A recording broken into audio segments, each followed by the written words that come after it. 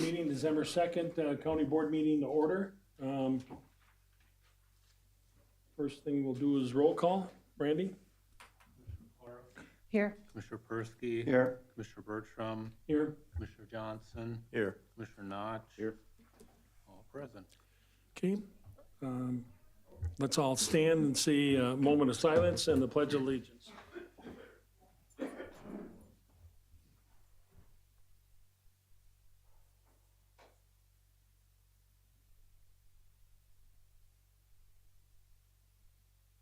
Pledge allegiance To the flag of the United States of America and to the republic for which it stands, one nation, under God, indivisible, with liberty and justice for all.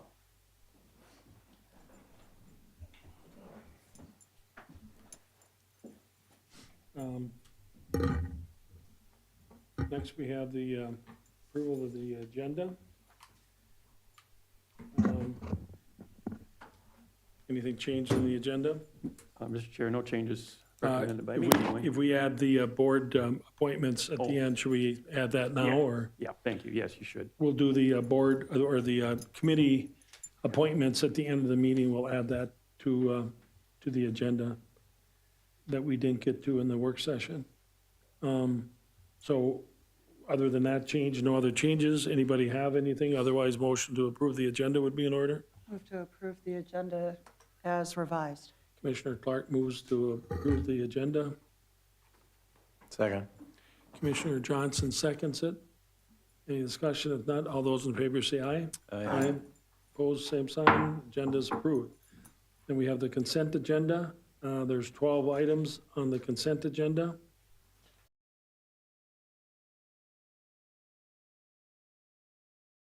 Commissioner Persky seconds the consent agenda. Any discussion? Hearing none, all those in favor say aye. Aye. Opposed, same sign.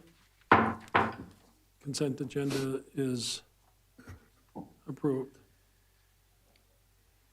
Okay, first item is the administration, is the Airport Authority. It is. Thank you, Mr. Chair. There's two things under administration now, three, I guess. And the first one is a discussion regarding the Airport Authority. And included in your packet was a document mostly created by Mr. Messelt from Sherburne County to try to give you a feel for the discussions that have occurred. And really, I think the biggest intent of that is to show where there was some agreement, that there's general agreement that we should do some kind of a property tax levy limit, and a couple of other things regarding the city of St. Cloud. And where there was not clear agreement was somehow how to include county representation on the Airport Authority Governing Board. And what we tried to portray in that document is that there is a bit of a cumbersome process, and one that would require all parties to agree to amend the actual enabling resolution that created the Airport Authority. And there would be other methods to make changes. For example, we could come to an agreement with the Airport Authority Board regarding a property tax levy limit. And the Airport Authority Board could agree in some way, shape, or form to allow county commissioners from the various entities to take a part in their board meetings. If we take the step further, like we're going to change that governing board and allow elected officials to be appointed, or change it so that there's county commissioners on the governing body, it would take a change in the enabling resolution, which requires a couple of public hearings, at least one that the Airport Authority Board, well, first of all, the Airport Authority Board needs to make a recommendation, and then they would hold a public hearing, and then at least one more public hearing needs to occur. And then each member, at this time, 4 members, would need to agree to those changes. So with that backdrop, I think what the administrators were hoping we could do is get some sort of consensus from each board of where they want to go with this. And even if there's not total agreement, maybe even a ranking, so that we could put that together and come back to the various boards. And hopefully with with the information in front of you, can have that I discussion think this today. was turned off. Okay. So members, any reaction to Mike's memo and the task before us? Mr. Chair? Commissioner Clark? I have a question, Dr. Williams. Where's the city/city council on this? I know you said the 3 counties, but there are 4 entities involved, just out of curiosity. I really appreciate what you've been working on and what our chair and vice chair have been working on, but I'm wondering about where the city. Thank you, Mr. Chair, Commissioner. I don't think there's any disagreement with anything other than, again, the representation on the airport authority. And I did not get a clear opinion from the city on that particular item.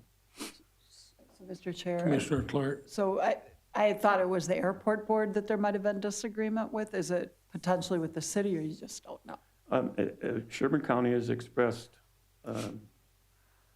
that they did not necessarily think that we should Okay. have county commissioners on the board. Okay. And the city was really indifferent, at least in our last meeting. We didn't get a clear direction from them. I think Benton County has expressed that they think there should be elected, county commissioners on that board. And at one time, this board was leaning that direction too. But so that's when we got into, remember, all 4 entities need to come to agreement on that.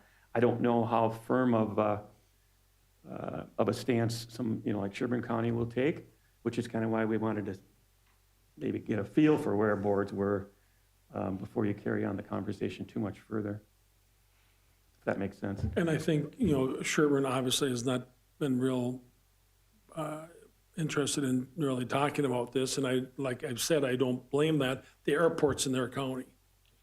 So I get that, but we all have to kind of give a little bit to get to the middle. So the weird thing about this is what you guys passed is that it takes all 4 entities to change something. So how bizarre that is. I mean, I've seen a lot of joint powers agreements, but I never see that it's got to be unanimous. So for me, the number one, if you call a ranking, is the unlimited levy. They could levy 10 million and we couldn't do a thing about it. And I think that's unconscionable. So to me, that would be number one, to have an understanding of what the limits of that levy is. As I said, this year, we got hit with the watershed districts, additional levies, HRA, the airport for the first time. That came up at the township's meeting. 2 people asked me, what's that airport on the tax thing? Well, of course, again, if we wouldn't have put that on there, people don't even know we're a part of an airport board. So the more transparent we can be, the more empowering we can be, the more helpful I think it is. So for me, number one would be limit on the tax, what the tax levy could be. And number 2 would be, again, I don't care how many public hearings it takes, to have an elected official on a body that's going to be levying money, I don't think is asking for too much personally. So that would be my 1 and 2. Commissioner Clark. Yeah, and my understanding is that Sherburne was willing to meet. They just only wanted to meet if all 4 entities had representatives. But be that as it may, for me, the top priority would be imposing a property tax levy limit. I think that the entities will agree to come and extend the regional sales tax. So I guess the question is, do we actually have to, do we have to do something really with that to the extent the city would continue? Because we thought the city was going to be continuing the services. I get they're in a different place now, but that was pretty critical when we approved this. I would like to see liaisons on there. I'm not sure that, at this moment, I'm going to fall on a sword with that, but I will say the property tax limitation, I might. Commissioner Persky? Yeah, Commissioner Clark, I'm curious about the sales tax, because it's a regional sales tax, and that's constructed by the cities. And then also, Mike, I don't recall how they're using the present sales tax but it's not allowed to be used for operational, is that correct? It's got to be construction, it has to be physical plant, right? Mr. Chair, Commissioner Persky, that is correct. It's for capital only. So typically what it's used for is to use for that 5 or 10% match on federal grants too, but sometimes I think it's been used purely on capital projects. Oh, okay. But yeah, it's not for operations. But again, that would be up to the city as opposed to be having us involved. Yeah, Right. correct. But I think the consideration was just that at least the counties take a stance on that or make a request that it be Oh. continue when that does get renewed, knowing that we really don't have any formal say in it. And Mr. Chair. Commissioner Clark. It was capped too before. I mean, it has never gone up. So that is partially, how this has been paid for. So there had been previous discussion about at least encouraging the negotiation to be for a larger number. Again, there may be a different route that board wants to go, but that was one of the things we talked about. Commissioner Notch? Yeah, thanks, Mr. Chair. Hindsight's 2020. If I could look back, there have been a lot more questions or things added, subtracted, whatever, but I guess I would concur with a levy. It'd be nice, that they would agree to limit the levy. The other thing, it would be nice to also allow, I think even ex officio county commissioners on, that would be appointed, to me, would be good, because then it's a reporting mechanism back to us, maybe a little more often than if they come here annually. The other thing, they obviously have the 200,000 plus the 620. Is that, and I don't know if that 200,000 will keep going, but I lost my train of thought on one thing that I really wanted to say. So if I could go back, and going to, Mr. Chair, your comment about this airport is in Sherburne County. I realize it affects all 3 counties, but I would have probably requested a stipulation in there that not all of Stearns County parcels be included, especially considering, the western part of the county, which is quite a ways away, probably would have minimal to no use. Or maybe it could have been gauged on how many airports are in each county. Could have been a deciding factor, but it would just seem like, and I know it's a non-taxed issue, right? There's no property tax levied against the airport, but it does bring in business, and I know some of the business comes from Stearns and Benton counties, but I think I would have probably, maybe I'm a little smarter now, but I probably would have asked for a few more clarifications or exemptions to kind of make it more fair to Stearns County. I mean, I realize we're the largest county of the 3, but again, to your point, Mr. Chair, you said a couple of meetings in a row that we're always the one that gets hit the most. And then it hurts even more when it's not even in our county. Mm-hmm. We've got 3 airports in our county. So we're getting hit the hardest, and it's not even in the county. It serves the county, but I would, the commissioners not being a voting member, Thanksgiving's just got over. It reminds me of when we had to sit at the card table in the porch because you couldn't sit with the adults. When you're starting to spend this kind of money, I would hope to God that a commissioner could be a voting member on something like this, because again, this isn't peanuts. This is only the beginning. I mean, we just started. So I, as a non-voting member, even like the HRA, Terrell and I are voting members on the trust fund that we set up. When you start dealing with some real money, the library board, commissioners are voting members. So I don't think being a voting member would be too much to ask for. Oh, and then the third item, so it kind of sounds like there was some agreement on levy limit. And then we're still talking about the commissioner part. The third thing for me would be, this was a 10-year plan, but we're 6 years into a 10-year plan. The levy wasn't supposed to happen, and the city of St. Cloud really wasn't supposed to be backing off.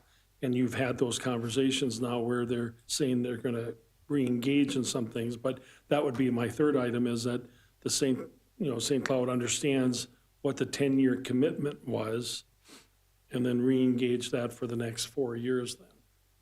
So those are my three items, if you want to limit it to three.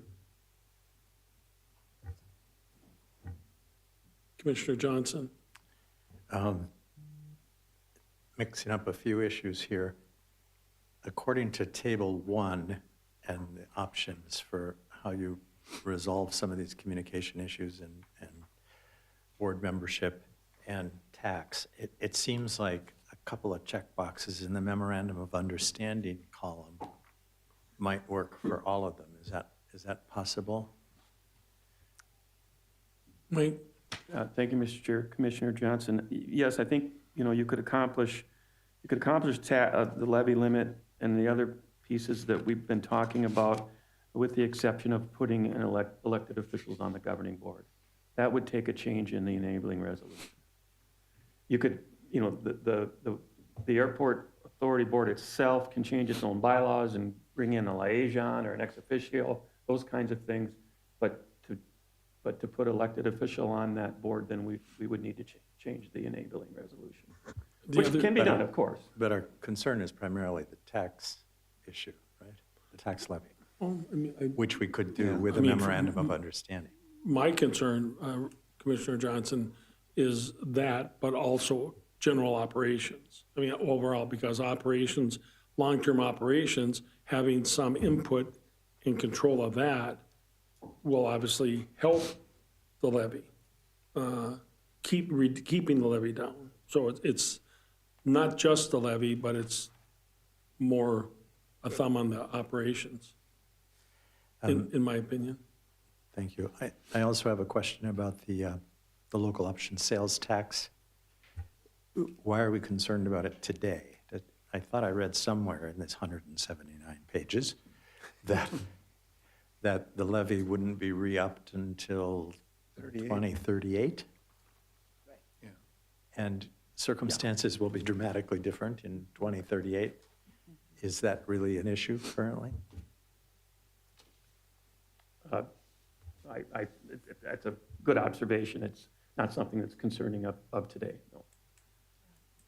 And part of the reality that we're living in, it wasn't a concern that they would do the levy before 10 years, and now it's happening. So I think what we're doing is we're trying to be proactive, anticipating, somebody kicked me someplace, often enough I moved. So that's what I think some people are, including me, is I'm making sure that I'm moving, that I don't get kicked in the same place that I got kicked last week.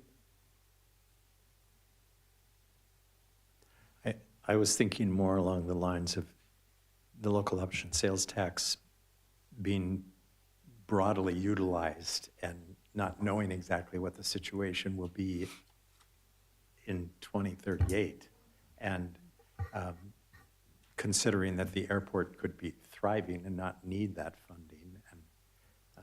And I understand we want to prepare for the future, but there are so many other areas where the tax is used, and there may be new ones coming up. Mr. Chair. Commissioner Notch? I also did read that it sounds like they would continue police, fire, IT, some of those services. The city would at basically their expense, correct? Mr. Chair, Commissioner Notch, that is correct, and they're negotiating that now. But basically what they've agreed to is, yes, they would continue those services at cost. So they would contract with the airport. The city would contract with the airport authority at their cost. Okay. And when you say continue, isn't it more reactivate? Because they discontinued some of that stuff, and we stepped in for emergency services and things like that. So I would consider it to be a reactivation of what they were doing, not continuing, because there was an absence there. Well, Mr. Chair, I think the conversation that they've been taking is for those, I guess I would say, more significant services such as police, public safety, and the fire service, and some of those. The items that they backed off on were some, not that they weren't important, and they are costing the airport authority, but more administrative type of finance work and payroll and legal work, and that's the kind of thing that they backed off of, which the city suggests that for some of those services, it's inappropriate for them to be doing it today. You know, I think we could argue that point, but the focus really has been on those issues that could stop at the end of the 10 years, which is public safety and the fire service. Because it would be, I think, could be quite expensive for the airport authority, of course, to do those on their own without contracting with the city.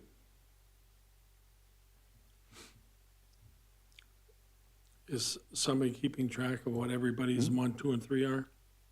I have, yes. Okay. Number 4 for me would be and that also would take an ordinance change or the public hearing process, that it's got to be unanimous, that all 4 entities have to agree. That would also take a change. That would be my 4th item. Mr. Chair, I agree with you, but I don't think we're going to get out of that one. Well, Yeah. then that really reaffirms the fear for me. There might be somebody up here with voter's remorse. I haven't, I wasn't If we- even here.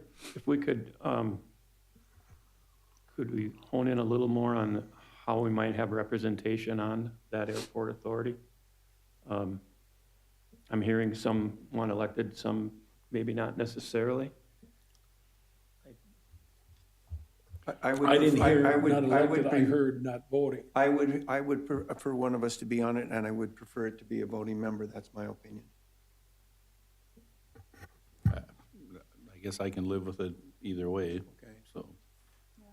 Mr. Chair, I can live with it either way, because at least we could start with it without having to Yeah. have all entities agree to reopen, and I think then we could build those relationships or modify them and see how that goes, and as we all know, you can still participate without voting, and we all serve on things that we are not voting members of, but that doesn't mean that we're not part of the group. So I think that could be a very good place to start, if we can get that.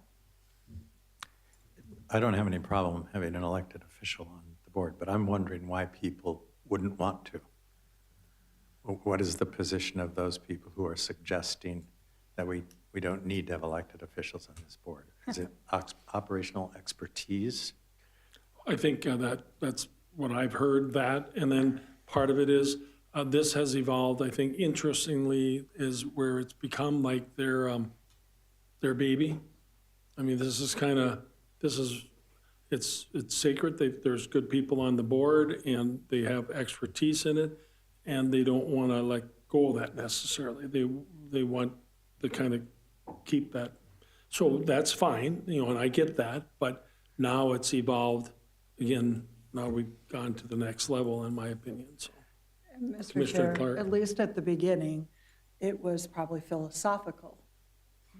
Somebody like Brian Myers, who doesn't think there should be elected officials on that board. He thinks it's better to have other folks on there. And even if there wasn't a taxing authority, a number of us at the time were like, eventually there should be, and if there's going to be taxing authority, then, we have some watersheds where nobody's, public elected official is sitting on them, but that seems to be kind of in the minority compared to a lot when somebody has the ability to raise revenue. So we did say at the very beginning that that was something we'd want to see happen, but there is a philosophical difference there. I still think it would be better if we had elected people on there. I'm just saying to at least start with getting non-voting members. Liaisons would be a good first step, and maybe we can get there quickly while we keep pushing. So I don't know, Mike, if it's acceptable for you to hear. I prefer somebody who was, that we had a voting member, but I think, you know, a good faith effort could be that we could at least start having somebody being a non-voting liaison. There's nothing stopping people from going, but that's different, right? That's different than being part of the group. And I'm hearing both ways, you know, but definitely my leaning, I mean, there's two of us that feel strongly it should be elected official. So it's leaning more towards elected. My only other concern is having non-voting member. As I've said before, I've always said if you have more people than on a committee than you can fit in a suburban, you've got too many people. Well, now you're gonna have all these non-voting commissioners and city representatives, plus you're gonna have the airport board. And even though we're not voting, I mean, now you're gonna have a group of people that exceeds what the mission is. That would be a concern of mine. One, the direct, you know, the buck stops with us, and the buck still stops with us, even with this levy, because we appoint the airport board. Certainly, we're removed by that, but if we have an elected official on the board, it's more transparent, it's right there, the buck stops there because you're on that board. And then, of course, you know, that, we never talked about that, but then to have individual county approval of what they propose would be something. But again, that we don't want to get too much on the table at one time. I think I can fairly represent the discussion here, but I would have one more question, and don't get me wrong, I don't have an opinion here, but one of the things which felt like a little bit of a compromise was if you amended the resolution that allowed each party to appoint an elected official, would that, so in other words, you would be replacing somebody, if you chose to appoint one of yourselves, keep the board the same amount, Benton County could or could not, Sherburne could or could not. Would that be satisfactory? That could work, you know, the way that's just reacting to it, that could work. However, that would be a little awkward because, again, because of the four, without any veto, you know, potential. I went back as far as I could look, there was never a split vote. It was always unanimous. Anything and everything they did. A paragraph, discussion, unanimous vote. And again, you're talking multi-million-dollar deals. And again, I'm not questioning it, let's not go there, I'm not questioning their expertise or anything else, but I tell you, you look at things differently when you're an elected official, in my opinion. And we've all been elected, several of us, all of us, in different positions than what we have today. So you do look at things differently when you're an elected official, in my opinion. Commissioner Clark? So potentially, Dr. Williams, would we actually have to reopen it if they agreed that the reading of that was we could appoint whoever we wanted, including one of ourselves? Because if we don't have to reopen it, the reopening it might be the biggest issue for right now. That doesn't mean, you know, wouldn't advocate for reopening, you know, but if we're talking about we've got a couple things that are really important to us, would we have to go back on that one? Yes. Okay. Yes, you would. Even if it's one county? Yes. Yeah, I agree with you. I mean, the way I read it, I'm not an attorney, obviously. No, I just hadn't re-looked at the. Okay, anything else you need from us, Commissioner Johnson?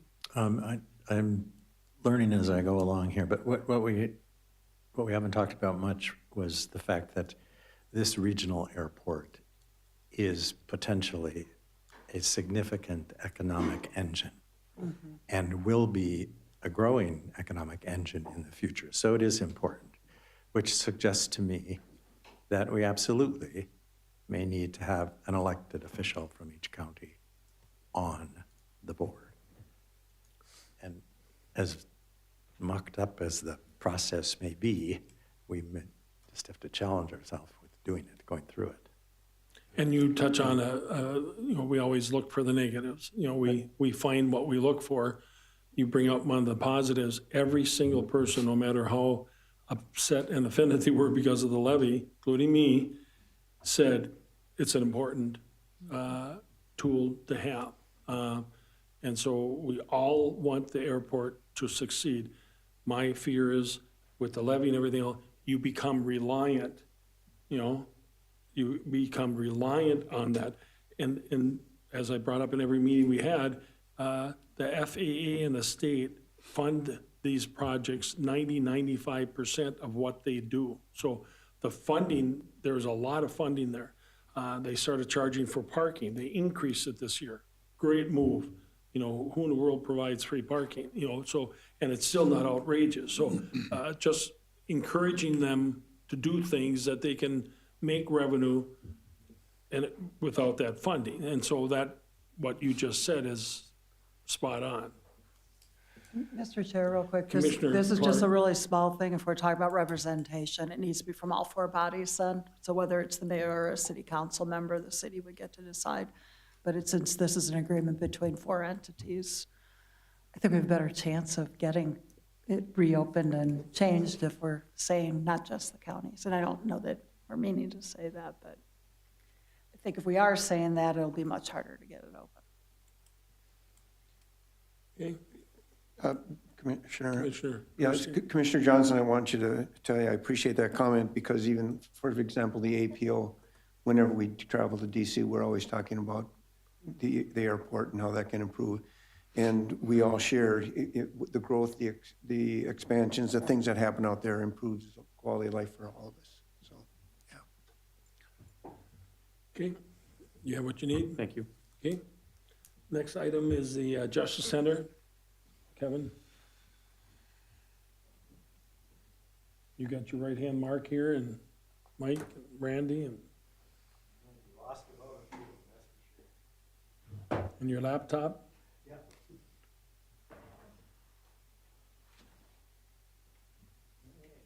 Good evening, Commissioners. I'm Kevin Cornick, the Facilities Manager here for Stearns County. Before you today, I have a pair of recommended board actions related to the Justice Center project. The first would be to approve the advertisement for bids on the Justice Center project and the accessory building on the same site, contingent upon successful closings on both parcels and in successful passing of an ordinance for annexation by the city of St. Cloud.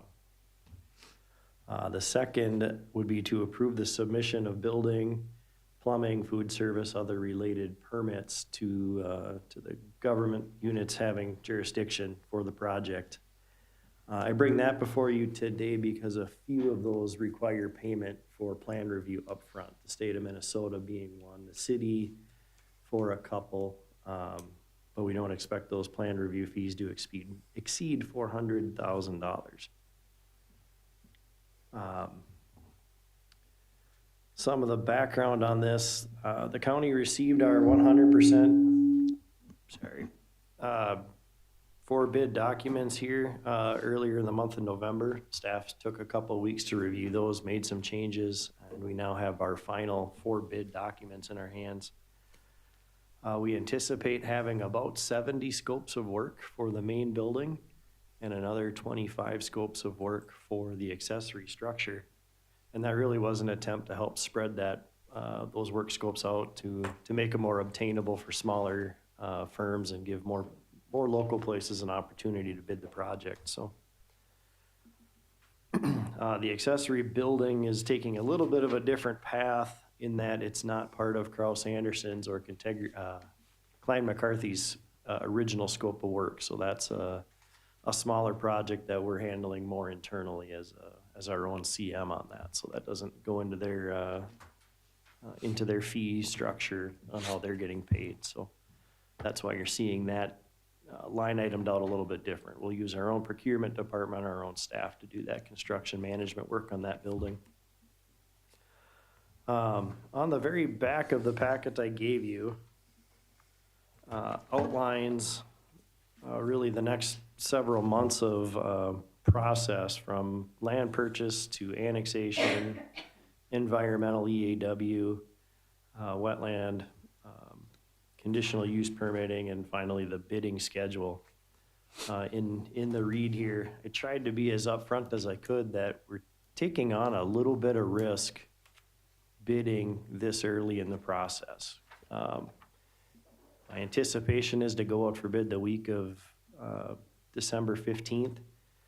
Advertise out through the end of January, open bids, and then allow for 6 weeks of, or 60 days contract period. That gives us a chance to review, make sure the paperwork is what we need, negotiate anything we need to negotiate, and finally award contracts. But as you can see, there's still some processes that hang out past that 60 days.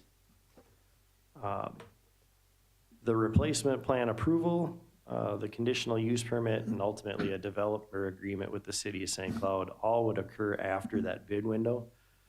The vast majority of that work is based on issues that would come up in an EAW. So talking with their staff and our staff, we're pretty confident that if we're going to have an issue, we're going to see it in that EAW process. We're going to see it early enough to be able to react to it. None of the issues that we've seen in a draft EAW have had any concern for us up to this point. But the risk to delaying bid day is jeopardizing that early spring start, that May start date. And with the amount of earthwork we need to do and then to get concrete in the ground before fall freeze up, we feel that, you know, we really need to be breaking ground at that, you know, end of road restrictions time to get in the ground before we're gonna be up against some winter conditions and other challenges. So it's a little bit of a risk balance in that we're out ahead of our skis a little bit on some of this permitting process, but we don't see anything there that's a danger at this point. And up against, you know, Minnesota construction season being what it is. So at the end of that document, I gave you a couple of strategies we're doing from the contract standpoint to help keep our risk as minimal as possible. The holding bids for 60 days is part of that strategy. 30, 45 is pretty typical. 60 starts to get a little bit long for contractors. On a project of this scale, I don't see that as being any sort of a bid risk. In any contract that the county issues, we always require language for cancellation, both for and without cause. So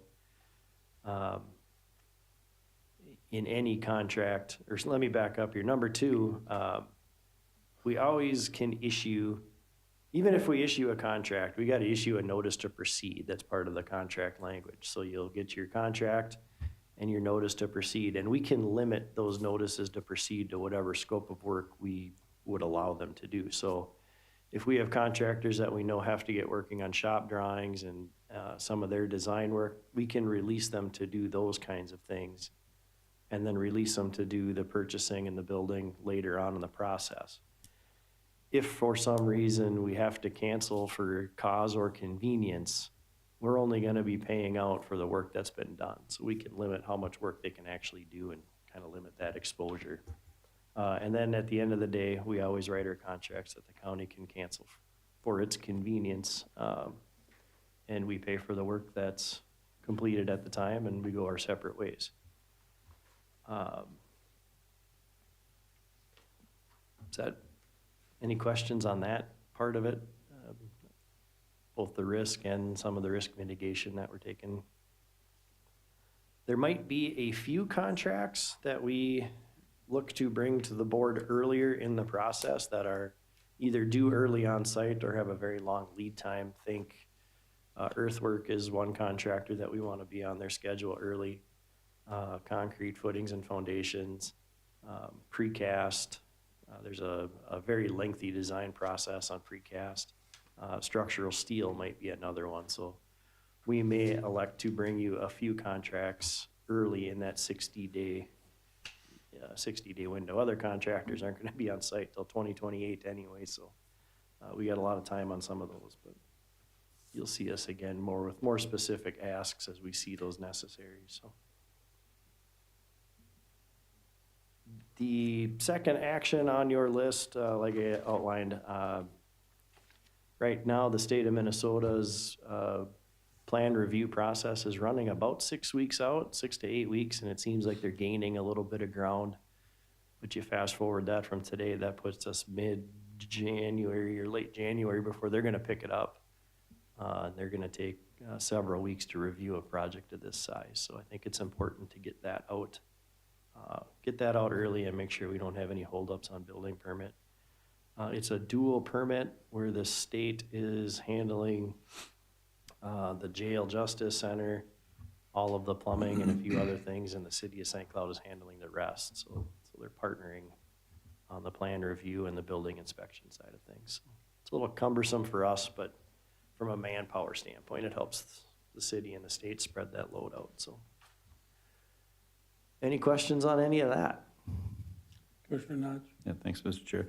Kevin, I think we talked about this once before, but the SHPO, did we have to do that on this property? The what now? The State Historic Preservation thing? No. We don't have to do Nope. any of that? Okay. Don't give anybody any ideas. I know, I was just curious, because all of a sudden, I mean, I know we're not using federal money or whatever, so usually that's when it kicks in. But I like the way when you said chip, you said the what? Sorry. Sorry, FSA language. You thought he was swearing Breaking up during the on- board meeting. Well, I'm thinking of Mike Decker's side, trying to get rid of a trestle bridge. Oh, yeah. Now I understand. The, don't say anything about any animals at all or anything either. Yeah. The, so again, as we've said many times, I mean, we really are entrusting you and the people that are working on this to do what you're doing, and, you know, I guess we gotta keep muddling along. So the first motion would be to move to do the advertisement for bids on the Justice Center accessory building contingent upon successful polling, both parcels and the ordinance for annexation passed by the city of St. Cloud. So moved. Okay, Commissioner Clark makes that motion. Second? Commissioner Persky seconds it. Any further discussion? Not all those in favor say aye. Aye. Opposed, same sign. Second motion would be submission of building, plumbing, food service, and other related permit applications to the state of Minnesota and the city of St. Cloud to begin plan reviews. So moved. Commissioner Notch moves it. Commissioner Johnson seconds it. Any further discussion? Seeing none, all those in favor say aye. Aye. Opposed, same sign. Passes. Thank you. Thank you. Thank you, Mark, and everybody that's involved with it. Then we have the board appointments.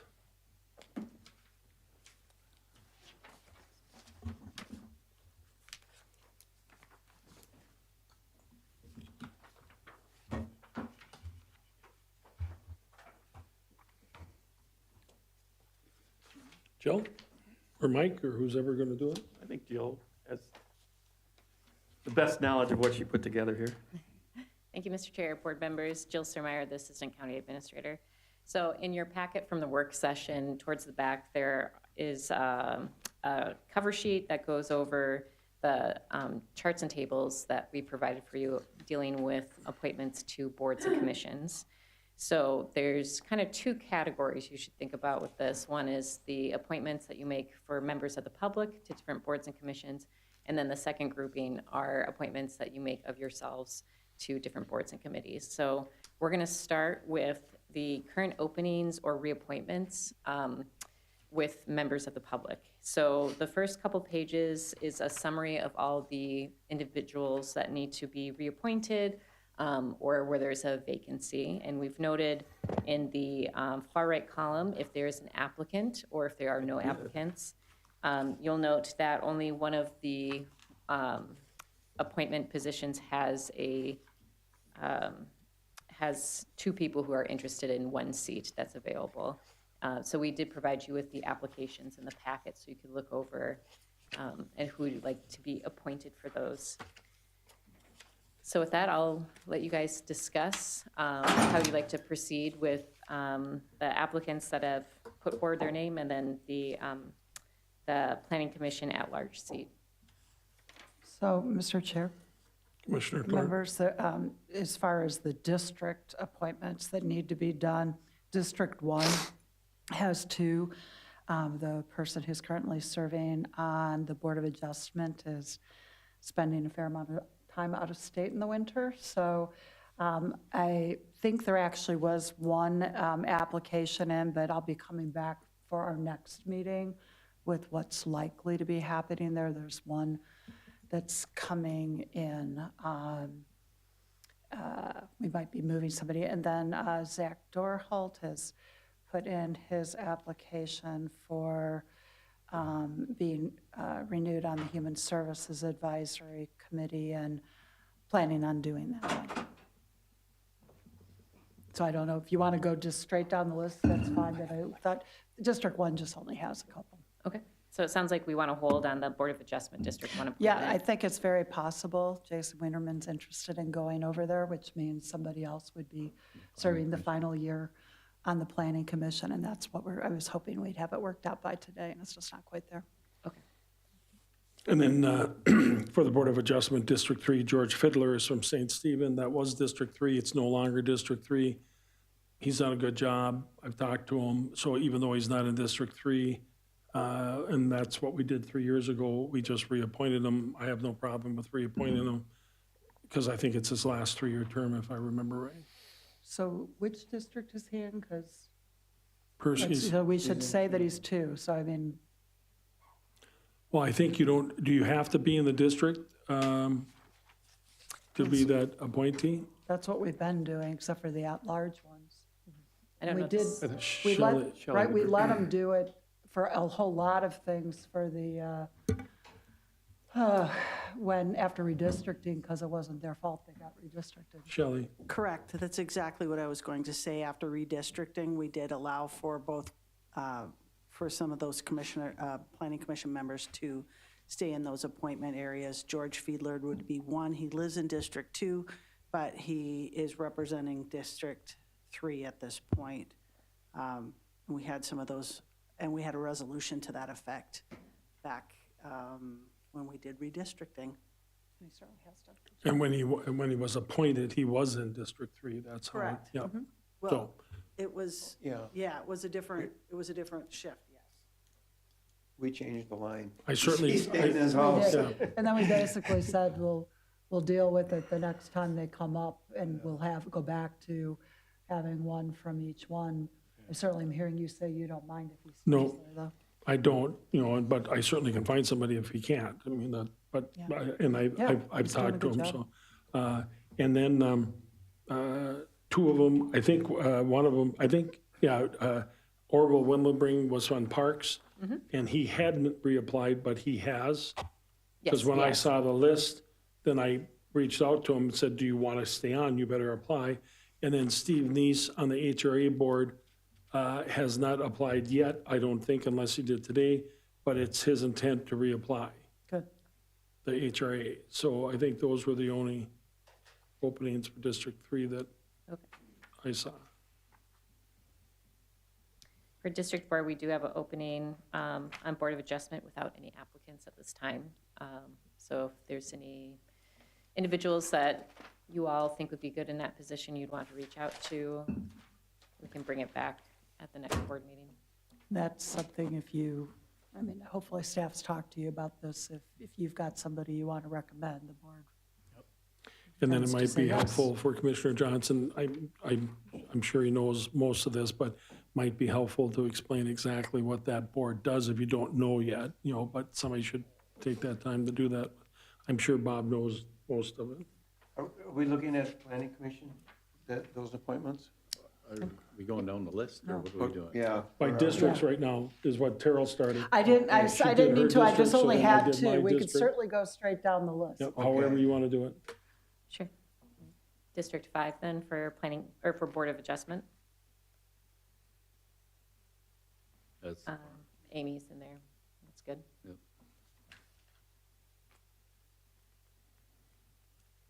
So I'm sorry, I think I misheard you. Did Amy reapply? Yes. Okay, good. So feedlot did not have any applicants at this time. So if you know anyone who might be interested, So we're going in order now. yeah. Okay. Back to order. Okay.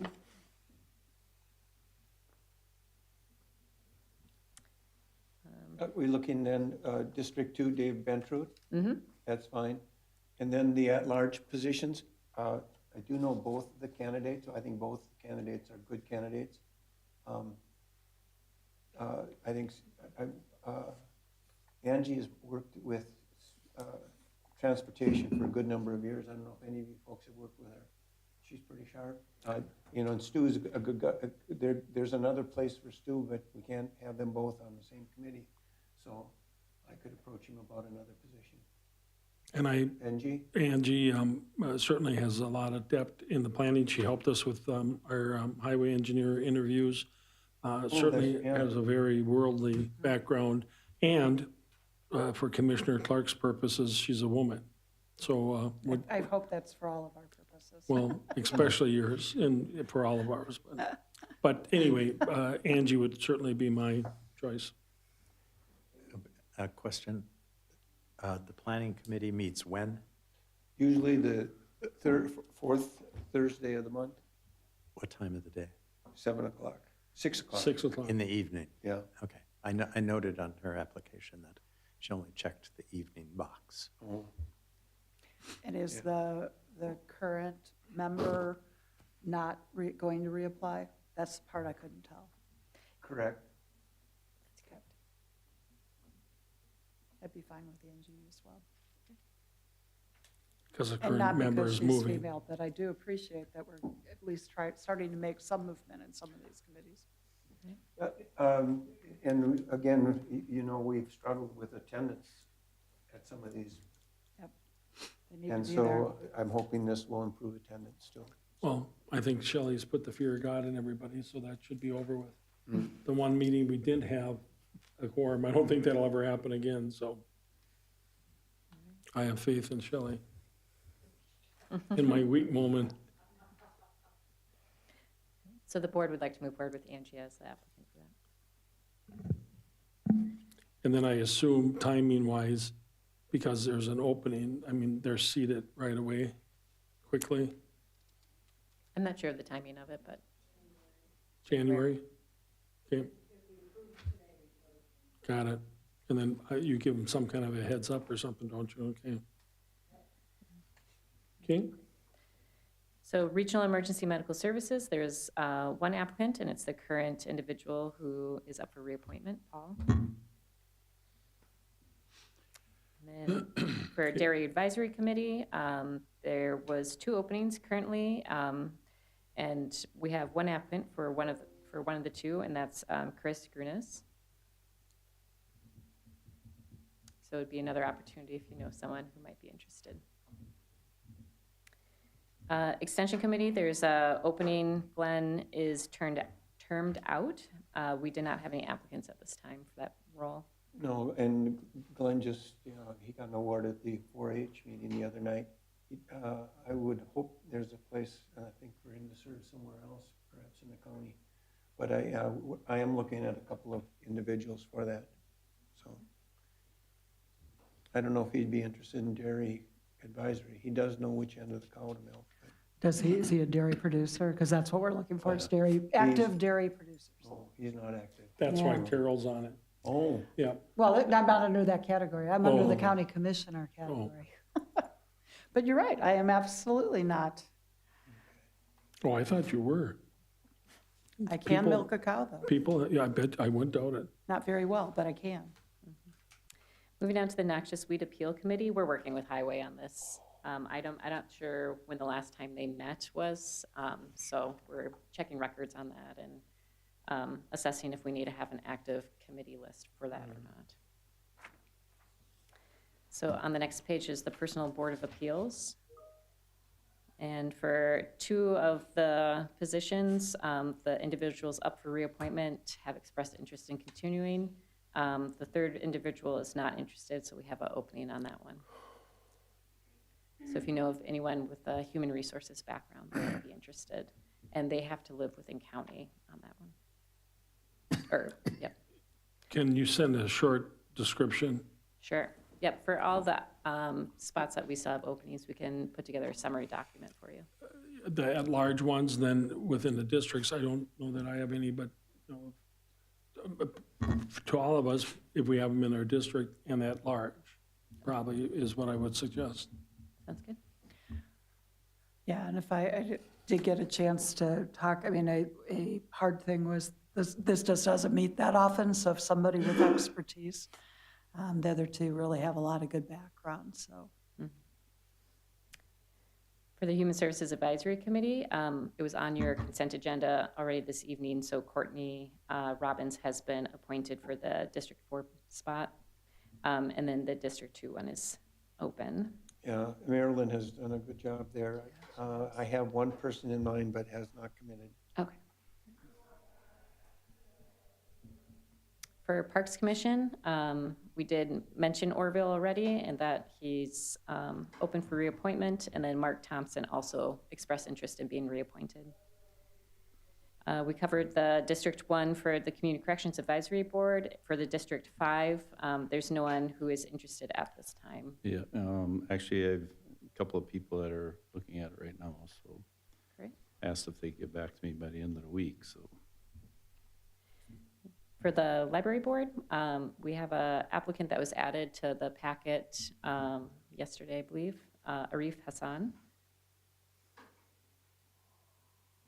And then the last one is the Housing Redevelopment Board, District 3, and you mentioned, Commissioner, already that Steve may be interested, so we'll hold on that one. So for these appointments, unless someone wants to correct me on this, it sounds like we're good to move forward with the Board of Adjustment District 3 and District 5 appointments, and to hold on District 1 and District 4, to hold on the feedlot review, to move forward with the District 2 under Planning Commission, and to go with Angie for the at-large. We're good with Paul McIntyre for Regional Emergency Medical Services, and good with Chris for Dairy Advisory Committee.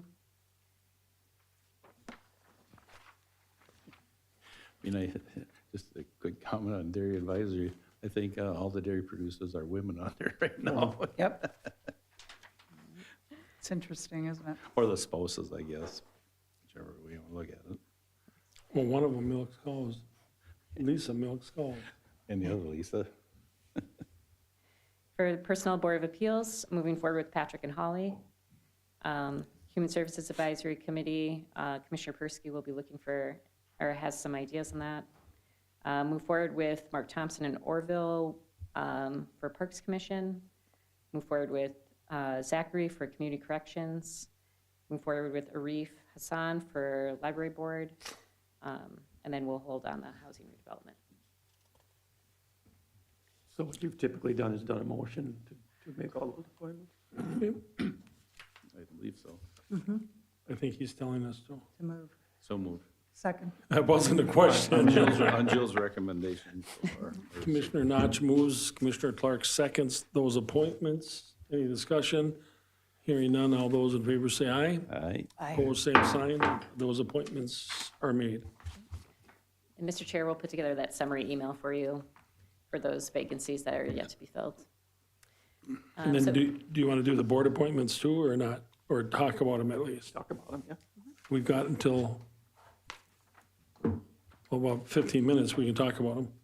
Because we got to do issues yet. Or could we talk about it for 10 minutes, because we're supposed to have a little break? Okay, let's talk about 10 minutes. All right. Somebody set your clock. So going to table B for the county commissioner appointments, those are the appointments currently for 2025. These appointments can be changed. The only changes that we made to them was adding Commissioner Johnson to the District 4 places, and then we also added Commissioner Johnson to the AMC general government spot.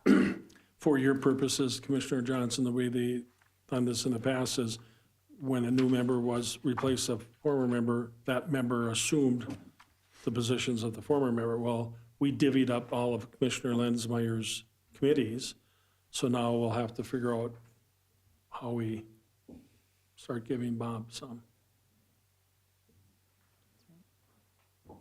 So we don't have a recommendation for you.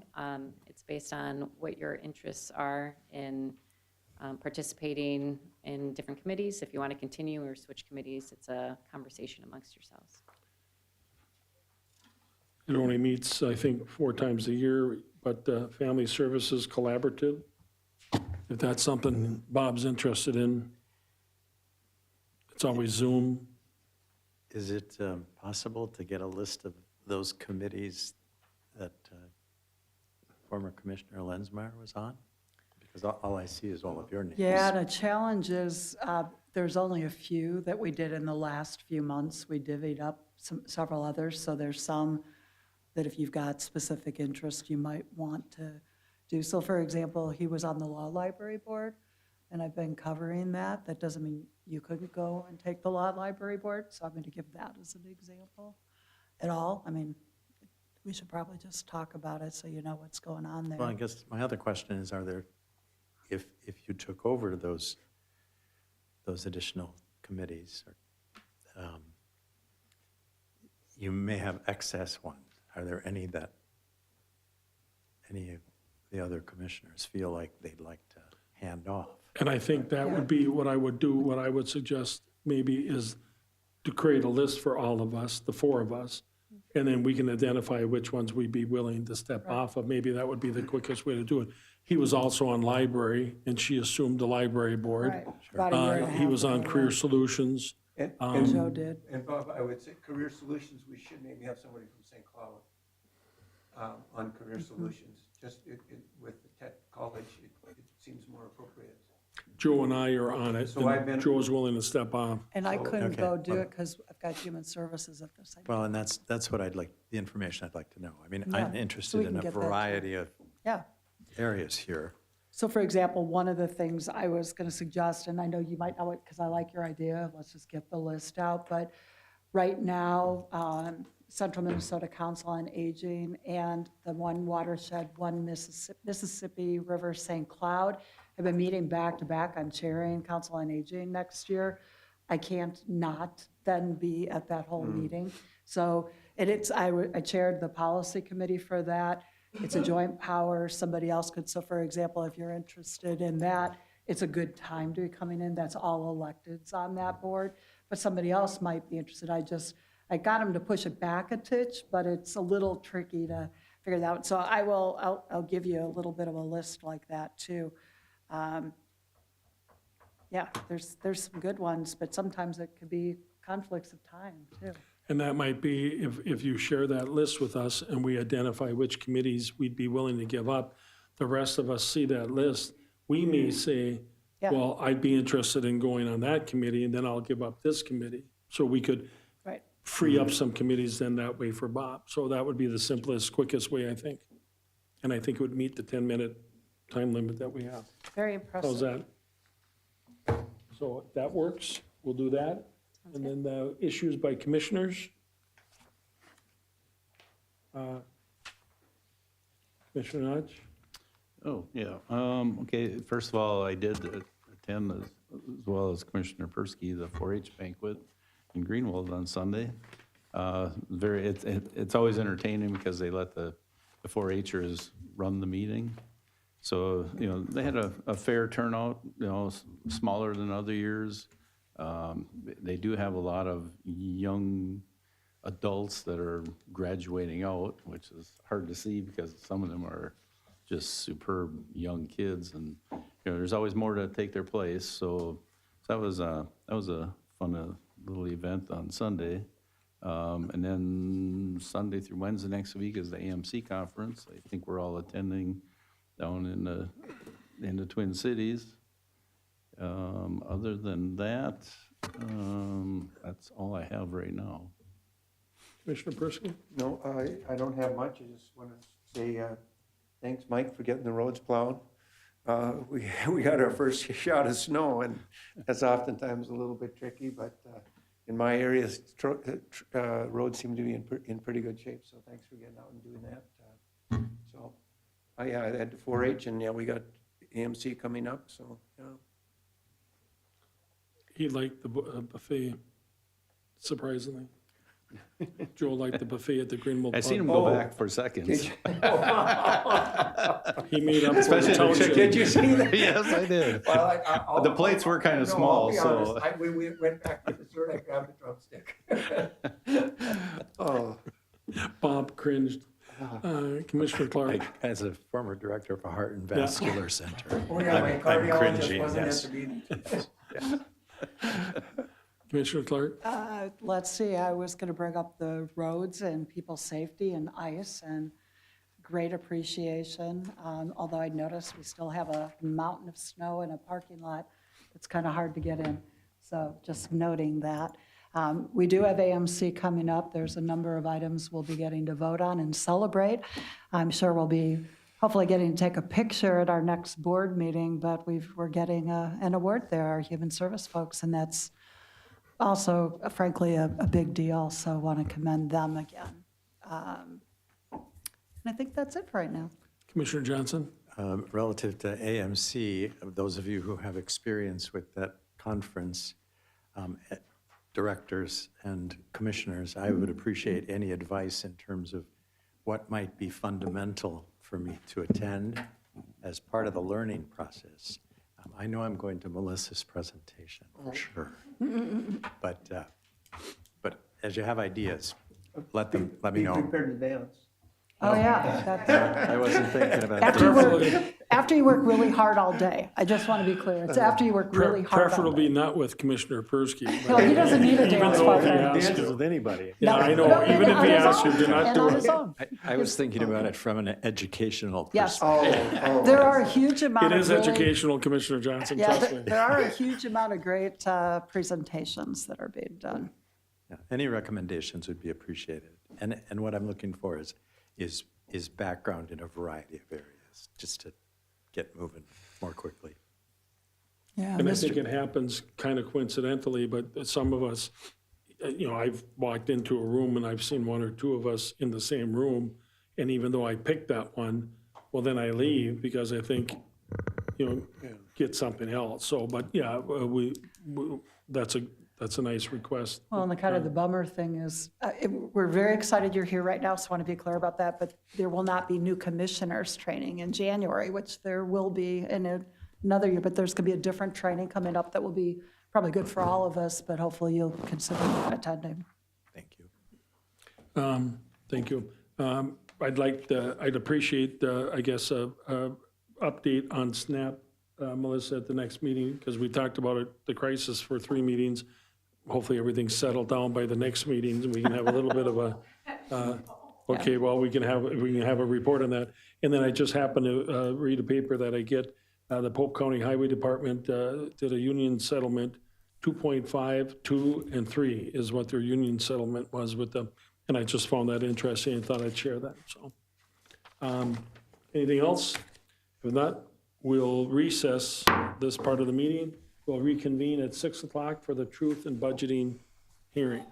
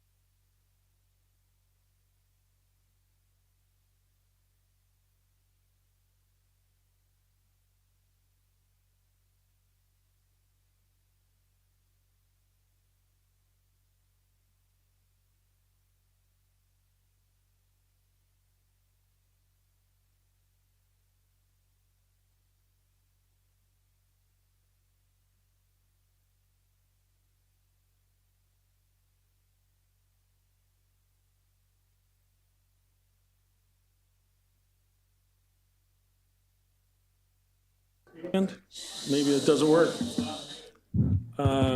We'll, Mike, you want to open up the part of Sure, the, thank you, Mr. Chair. We're holding this truth and budgeting meeting as required by the state to allow the public to participate in the county budget process. The meeting tonight is only for informational purposes, and the board won't make any decisions tonight. Eventually, later in the month, we'll set the county budget and the county levy. The Budget Committee, the four of us sitting here, will present an overview of the proposed budget and levy for 2026. Following that presentation, we will open up the floor to receive testimony from the public for up to 3 minutes of comments from each testifier. Members of the public who are not in attendance can still participate by sending comments to the administration and to the county board until December 16th, when the board is scheduled to set its final levy for 2026. You can also provide comments or feedback to our budget email, which is budget@co.stearns.mn.us, or by a phone call to 656-3601, or by mail, snail mail, to the County Administration Center right here in this building. And so with that introduction, if we can get the presentation up, we will do that, and then we will, the board chair will open the public hearing after that. So what we have planned this evening is just to really walk through some highlights of the 2026 proposed budget and the impact on the levy. And sometimes we get people in the room at this meeting that are concerned about other taxing entities' proposed budgets. And so just a reminder here that we're here to talk about the county's budget and the county's levy.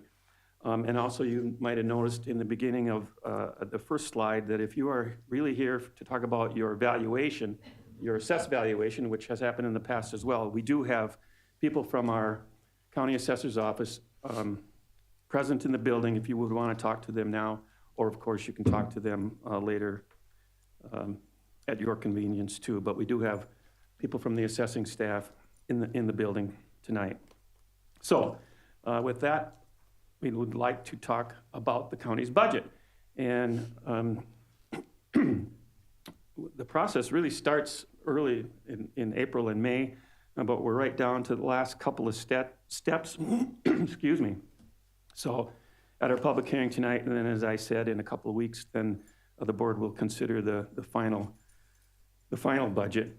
And I guess this is a good opportunity to say thank you to Randy and Sarah and Jill, who make up our budget committee, for all their work, our department directors, who many of them are in the room, and all employees that have been involved in the budget process, and of course the board for your work and consideration on this budget.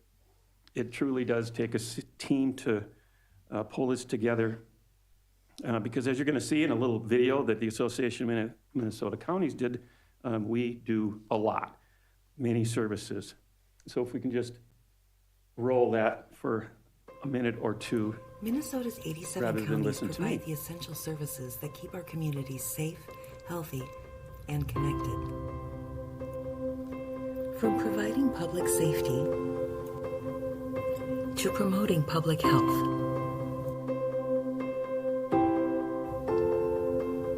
From coordinating elections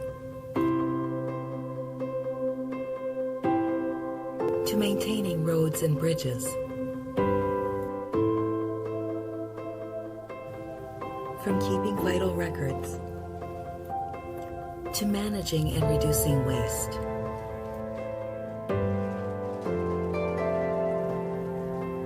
From assisting vulnerable people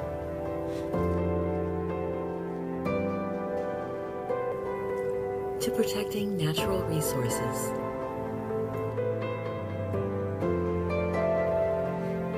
The work that counties do touches all of our lives in so many ways, every single day. County government works for Minnesota.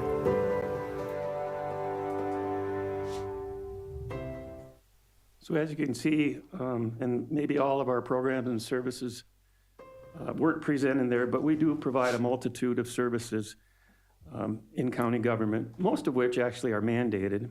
And in Stearns County, All this requires a lot of community partnerships, it requires contracts, it requires quite a few buildings, lots of equipment, lots of technology, and it takes central services such as human resources, information technology, finance and payroll, and all of that takes nearly 1,000 employees and a budget of over $210 million. And yes, it requires over $100 million in property taxes, which, as we all know, is the focus of our meeting tonight. And we provide all these programs and services with our mission in mind. And our mission is broad because we do so many different things, but it's exceptional public services to assure a safe, healthy, vibrant county for all. And I always boil that down, kind of as you saw in the video too, is that we try to make people's lives better. It's really what we're all about. And I also say that if we act in accordance with our values, and you can see our values of professional, approachable, responsive, collaborative, and fair and equitable, I truly believe that we do and can make people's lives better. But let's talk more about the numbers, which is where we'll spend most of the next few minutes. You can see on the chart here that our total expenditures and then our revenues, and then the next one is expenditures. And this makes it appear that really it barely went up. But what this doesn't show is that last year in the 2025 budget, we had $9 million in expenditures and revenues for Town Line Road, which is really a pass-through.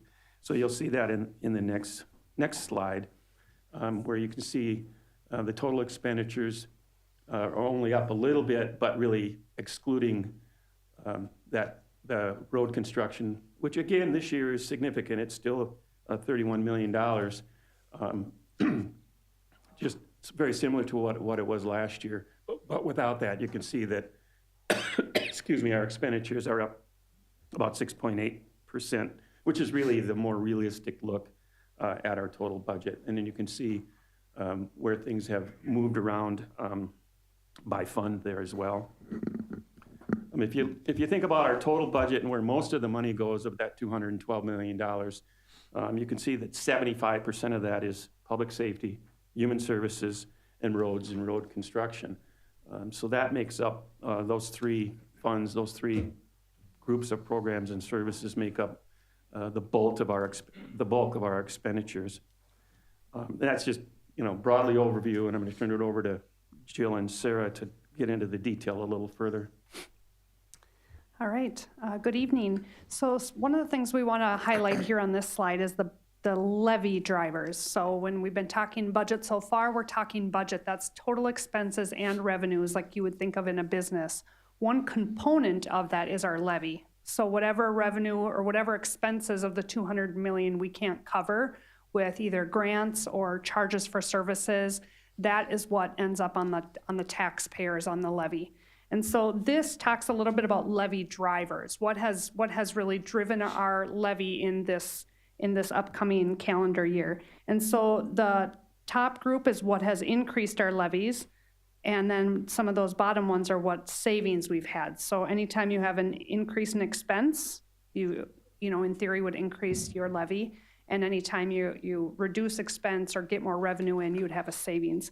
So the couple that I want to highlight that we really made decisions on this year, the top one there has to do with a general fund contingency. There's just so much unknown right now at the state and federal level, specifically in human services programs, but in other areas too, that we felt it prudent to put $1 million into a contingency account.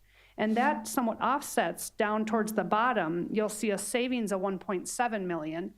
We had been debt-free for a couple of years now, and when the county went debt-free, we decided to keep that debt levy in place for capital projects because the upcoming Justice Center we know is going to be a big debt, and we don't want to be taking out debt for other things that we may need to do, whether it be on current facilities or parks, et cetera. So we reduced that levy by $1.7 million. Basically, we took our debt levy down to zero.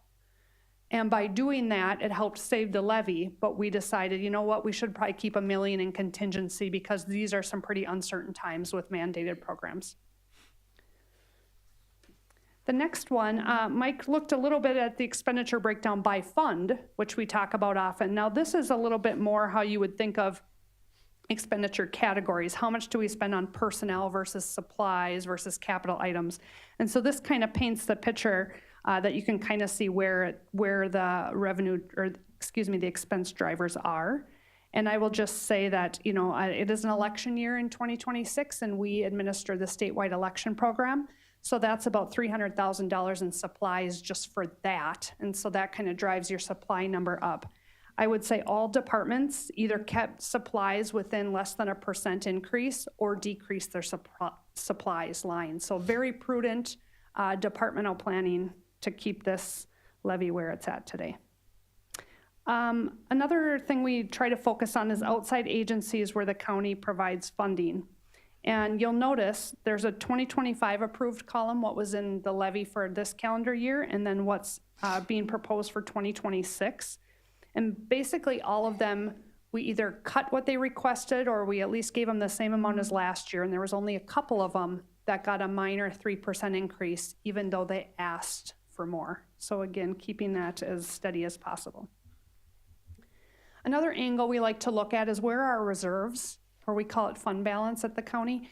What do we have like in, you don't really want to call it a savings account, but kind of, where have we saved money or kind of kept a balance? And the goal that the state likes to tell us is to keep about 35 to 50% of your expenses volatile. Reason being is we only collect taxes in May and October. So you need to be able to pay your bills for the first 5 months of the year before we get cash in. And of course, we can't rely solely on other sources. So you're kind of seeing a snapshot here of at the end of the calendar year in 2024 where we were. This is always a snapshot. And then the use of fund balance in this budget is mostly in highway construction and a little bit in the project fund. The project fund usage is off to the right. Those are the couple things that we've decided to spend down our project fund on, and those we look to for more one-time projects that the county is taking on as initiatives. Thanks, Sarah. So I'm just going to highlight a few of the projects that are coming up in 2026 that we're using this budget for. So first of all is our 2026 road construction budget.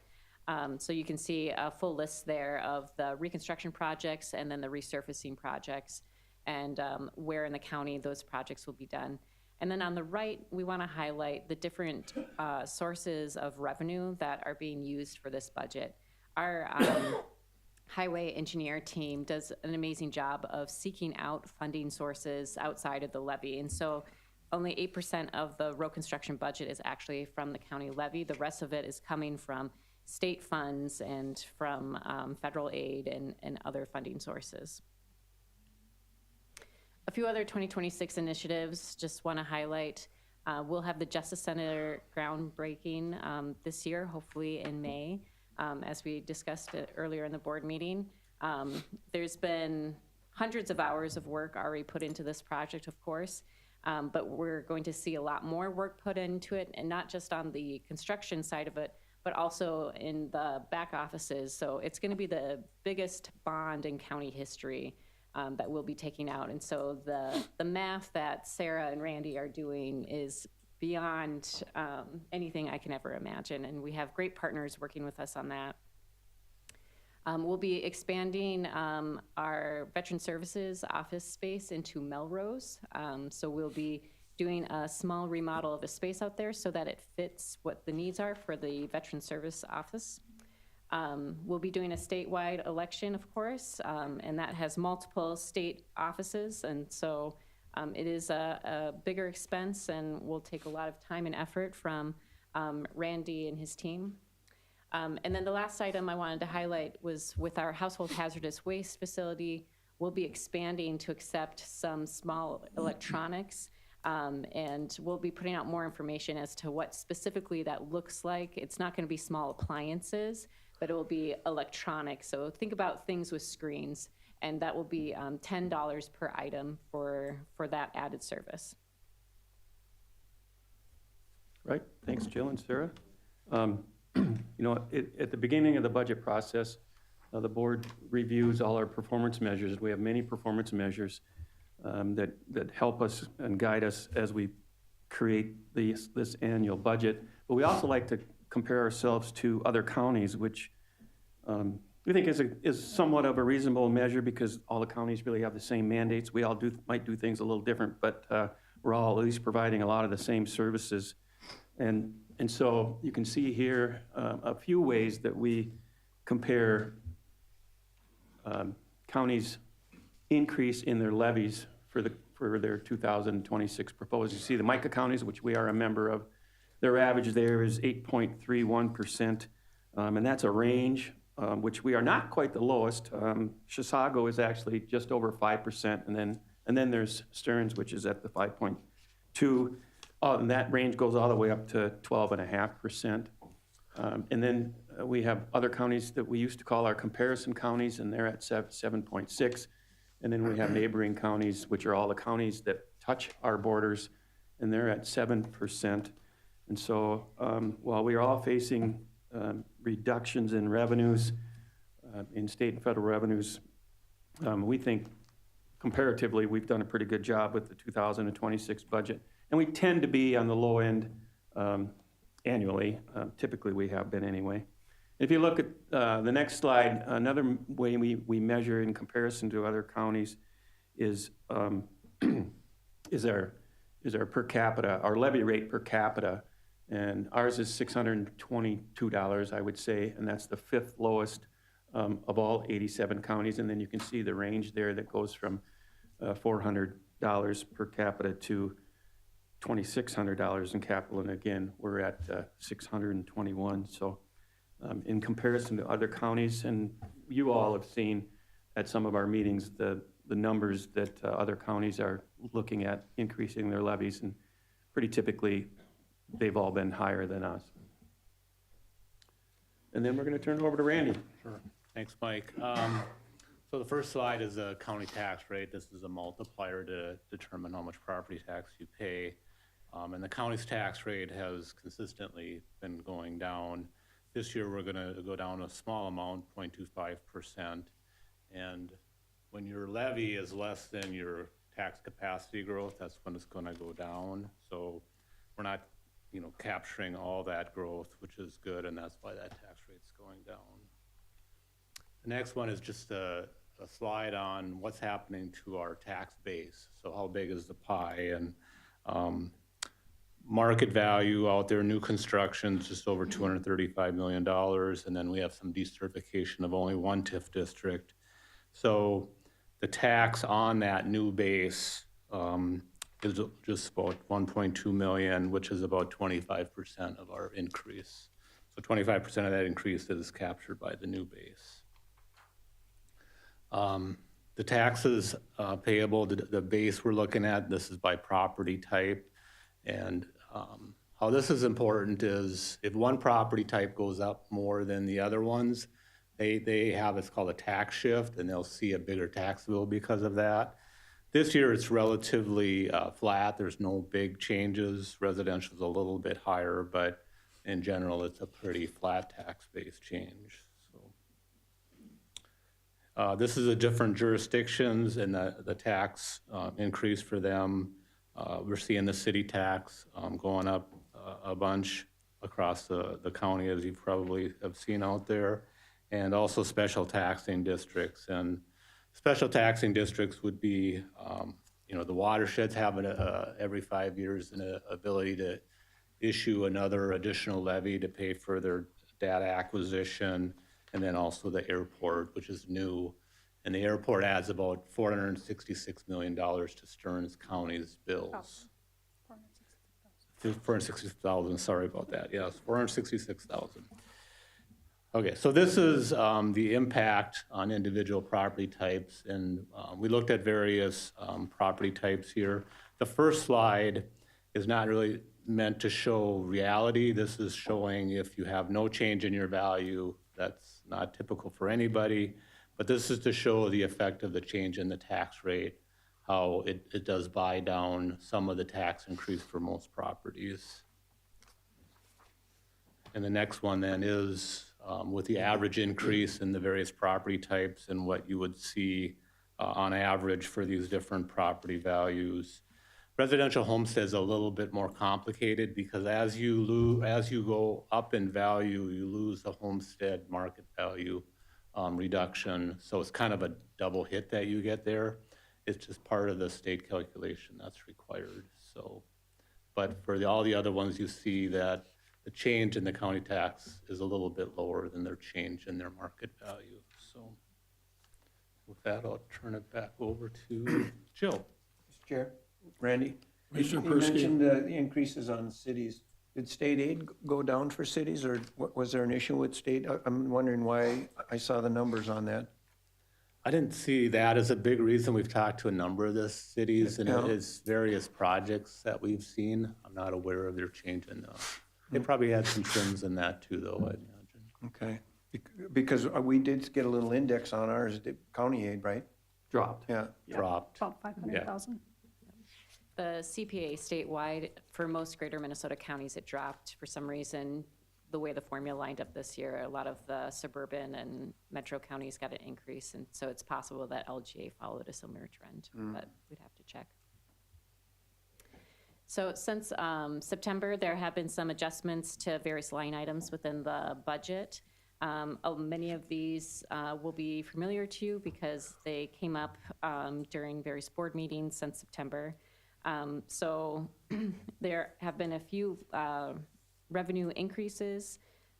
We received on October 1st our police state aid, and that was a significant increase from what we thought before.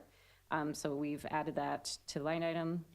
We diverted a project for the sheriff's office that was using E911, or was using Levy, and we're now using E991 funds for that project. Something that we monitor on a weekly basis is looking at what we call our personal vacancy savings. So this is based on if there is a position that is sitting open, then we have some savings because we are not paying out that salary. So based on some changes in staffing and then also making adjustments for different health insurance forecasts, we were able to identify another $322,000 in that area. There's been some switching of, or some increases in the human services allocations from the state and federal governments. This is a whole bunch of small numbers that all add up to $36,000. And then earlier this fall, you approved the Stearns taking on the hospital preparedness grant. So that grant is federal dollars that flows through the state of Minnesota through the Minnesota Department of Health. And we are on a contract with them through July on that. So there's an increase in revenue in that, and you'll see an offset in the expenditure side based on that. So the expenditure increase, there's the law enforcement reclassification study noted in our last board meeting. Changes to department expenses. This is a collection of 4 different department expenses that kind of fluctuated. It was kind of small amounts, so we totaled them together to be at that $19,000. We are recommending that we recover the eliminated administration position. So, and one of our earlier budget recommendations was to eliminate one of the vacancies that we had for a front desk person, but based on feedback from the commissioners about prioritizing having someone at the front desk at all times, we're adding that position back to the budget. We are expecting further reductions in federal SNAP revenue, so you can see that number there. And then the hospital preparedness grant, as I mentioned earlier, and then we're adding a little bit more to that contingency fund for potential state and federal changes for human services. But overall, the impact is neutral on the levy for these fluctuations within the specific budget line items.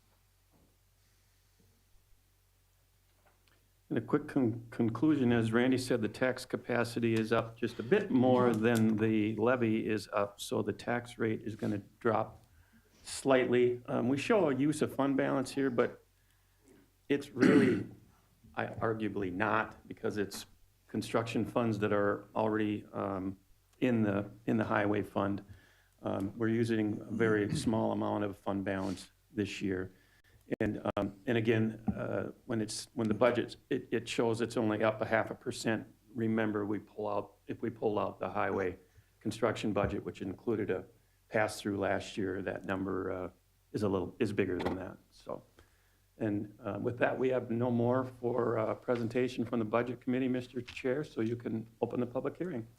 And this information is all on the website and everything, access, everybody, yes. So we'll open up the public hearing. I ask people to come up, state your name, address for the record, and then Mike, please do the timing. We'll limit it to 3 minutes so everybody can share their input. So whoever wants to be first, name, address, and then state your thoughts.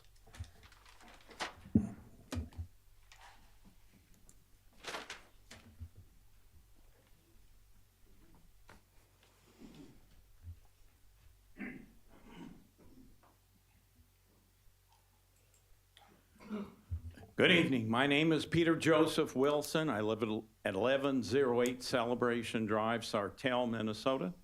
Thank you very much. And wanted to ask a few things when I'm looking at some of this. In the Health and Human Services, I keep seeing, I mean, we're paying more money, or paying a lot of money, certainly, a high percentage of what the costs are. How many audits, physical audits, have been conducted in money that is being spent? Again, seeing audits done, there's real live audits where people go there and they say, is there a house here? Is this service been rendered? How often was it rendered? Is it appropriate? How often are we actually auditing? So when we're being taxed and paying extra money or paying any money, does anyone even know if these things are accurate? We hear about, first it was a $500 million or $250 million, now we're talking $1 billion, and numbers are thrown around $10 billion in fraud. Yet we've got a department that is involved with some of this stuff. So I'm asking, if we aren't auditing, when will we? If not, you can have all these meetings you want. It means nothing. And maybe I missed another one, which was the Jail Justice Center. I understand it was voted on, but I don't think that the way it was done was appropriate. And the money then being collected, I question why and how.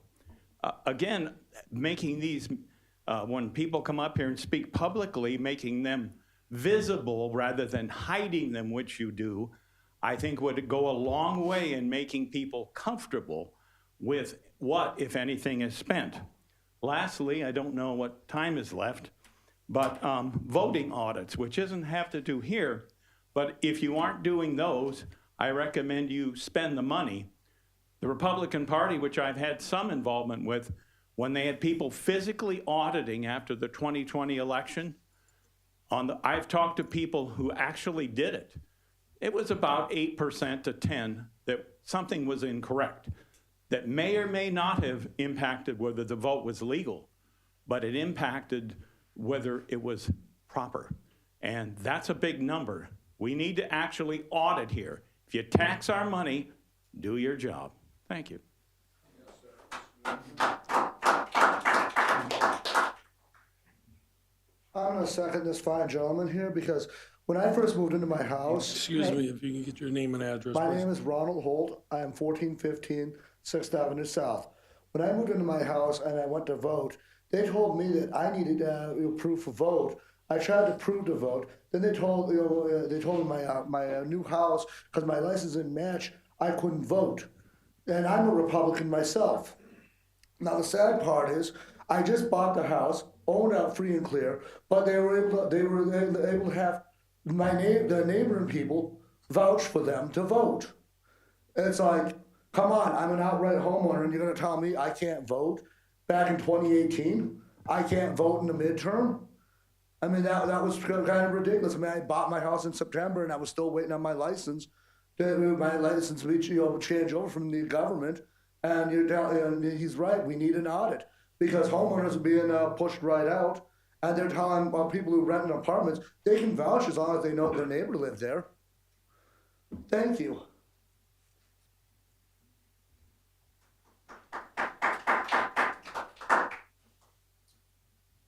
My name is James Holtz, live at 1415 6th Avenue South. Like he said, me and him own the house free and clear. And I work with a lot of landlords. And I see all these people, we go in these apartments, these low-income apartments, and we go in there, we clean them out, or we have to put an appliance in. There's 5, 6, 7 mattresses in a 1 to 2 bedroom house. How is that fair that they all collect on the HR department, our health care and stuff that we pay in on our property taxes? Isn't there gonna be an audit on this? I mean, I'm gonna second him, because second everybody, because we needed a straight up audit. I got houses that are selling in my neighborhood that they taxed $164,000 on tax base value, and they sold for $110,000. I mean, just last week, it's a 1317 6th Avenue South. They sold for $110,000. I got a condo that's listed for $91,000 now in contingency in the 1340s on 14th Street. That's now in contingency for $71,000. Are we going to start auditing where our money's going to go? Or are we going to tax the heck out of all the property owners? I don't see everybody making more than more on their wages. Our Social Security didn't go up no more than 2.8% in taxes.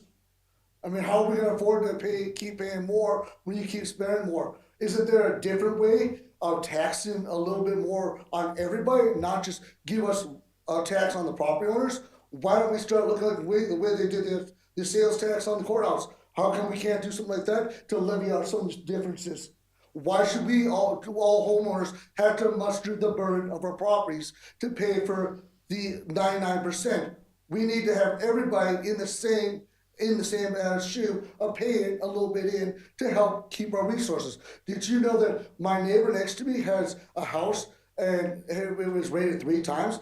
Every time they called for an ambulance or a firefighter, every week. But the moment I needed an ambulance, because I had a heart attack, I couldn't get an ambulance. It was a non-emergency. But yet I stood in the hospital for a whole week, going through scans for a failure to my heart. What gives? Low income doesn't have to muster, but the homeowners have to muster. Why don't we find a different avenue? We found it with the courthouse, a percentage on the sales tax. Let's do something a little bit different than mustering on us homeowners.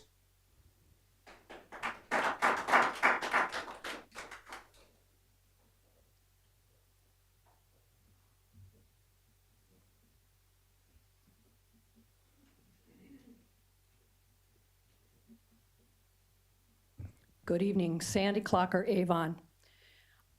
In 2020, the budget was $165 million. This year it's $212. That's up 30%. And we also have the $325 million Jail Justice Center. We were awarded the Human Services State Innovation Award for the 2nd year. I'm looking at the Tri-County Action Program, which is a transportation, which went from $48,000 in 2021. A short 4 years later, it has tripled. That's up 200%. Now, if we're going after fraud with AI, I think we kind of need to meet these people and do the audit, as the others say. I heard election as well. I have an idea to save us some money on election if you're willing to listen. The budget is $502,000 for election this year. I didn't see a breakdown on that. I didn't have time to check. But if we go to 1 day in-person voting, we're going to get rid of a big cost. Machines, tabulators, poll pads, drop boxes, software updates to the machines, certifications through outside vendors. No mail-out costs for sending out ballots, no staff for having to do that, and the hard costs that are there. No ballot board election staff, no judges for the election ballots at the ballot board or for signature verifications. We do this all 45 days. So we hire people for 45 days before election. We hire a temp service at what is probably about $20 an hour now. And we could be using, or we use the staff. They don't let the public in to help, and you have not. There would be no need for the public logic and accuracy test, which in 2024 Stearns County failed, by the way. So I have an idea on how we can save some money. If we have one-day voting, and there's 97 precincts without our Clearwater, and there's an average of 6 judges, that's 582 judges at the 12 hours, 6 a.m. to the 12 p.m. We have to pay for that time anyway, right? They have to be there whether there's mail-in ballots or not. So that comes to, I did a total of about $15 an hour at about $104,000. Then to calculate for the hand count tabulators, there is a group that is in the United States that is presenting to Washington, D.C., hand counting results called the gold standard elections. So if we hand count an average of, and I did an average, 6 races, an average of 3 tables where 4 people are sitting, and someone to rove around at 3 tables, that's about 13 people. 97 precincts at the 13 judges at about 6 hours, give or take. Some are gonna take less, some are gonna take more, right?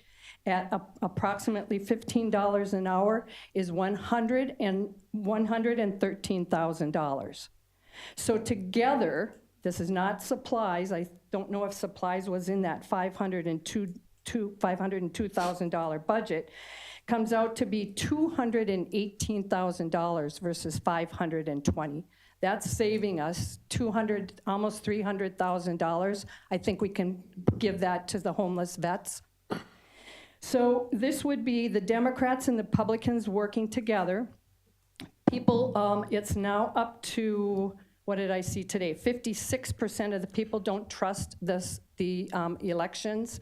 Actually, that was a Rasmussen report on August 26th. We're at about 4.5 minutes now, Cindy. Thank you. And then what if there's an emergency plan, a power outage, or a cyber attack, or an executive order? I think we need to be smart and be prepared. Thank you.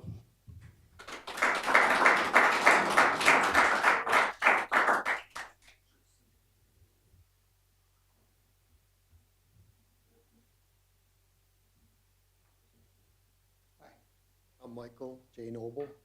I'm 420 6th Avenue South. I've been in the house for 33 years. It's the biggest tax increase in all the years I've been there. I don't know about you all. I don't think any of you have been on this board for 33 years. This is the biggest tax increase ever. Ever. In 33 years. I knew it was going to be because of this Hall of Justice. We're all going to be paying for that. And now you talk about our taxes go for roads. I just got a thing in the mail that they want to resurface my perfectly good street, but I don't see it coming out of my taxes. It's coming out of my pocket, which has another assessment of $380 some. So I don't know where you're kind of telling me you pay for roads. Why don't you pay for my street? That's perfectly good. Since they want to resurface it for what, God knows for what reason, there's not even a pothole on my street. I don't know what gives. What do you want to do? Bankrupt us? Keep it up. You'll be owning a lot of houses. And then where will your taxes come from? I've been paying taxes for 33 years, gladly. What, 26% increase? I knew it was because of the Hall of Justice. Thank you.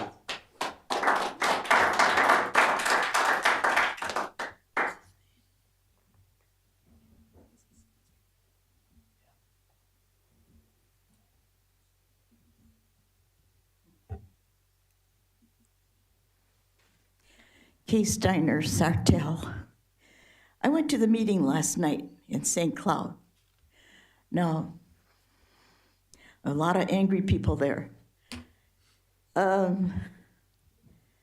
My question is, you know, there's a law that was brought up first I see your budget says 35 million for human services. And I've been going to St. Cloud meetings, and you know what HSS is? That's where they want to put up another building, and they have to get permission. And so they come to the city, and they got permission to do that. I brought up what's going on in Minneapolis and the fraud, and I said, well, maybe you should pause on this and wait and see what becomes of these people. Are they going to be arrested? Or they're being arrested, but they're being let go. You all understand that. We don't have any judges in Minneapolis that are conservative. They're all liberal, either scared to death by this new group of people coming in, whatever. The main thing I want you to look at, because I asked them, I said, well, how much money is St. Cloud putting up for the people brought in here? Which I mean the Muslims. And they said, well, the county takes care of that.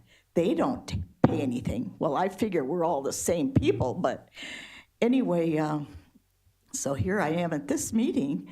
I'm asking you, how many people do you, like nice audit that people are saying you should have? I want to know what's on your audit. How many people have come into St. Cloud, and what are you paying out to keep them comfortable to be here? That's really important, because those are tax dollars from everybody in this city and county. And number one, basically, there is a law in this state, and Ron Johnson was tormented when he was on the city council, and he brought it up, read it to them, that you don't have to bring in any immigrants if you can't afford to take care of them. And you know what take care of them means, right? Food, housing, shelter, whatever. You can't afford it? Looking at the budget, I'm just wondering, so if you want to put it down exactly what the county is paying out for these people, what you're spending on them, how many are here, I think that should be made known to the general public too. And hey, if you don't have the money, the law is you don't have to take them in. And it seems like right now, they really should go anyway.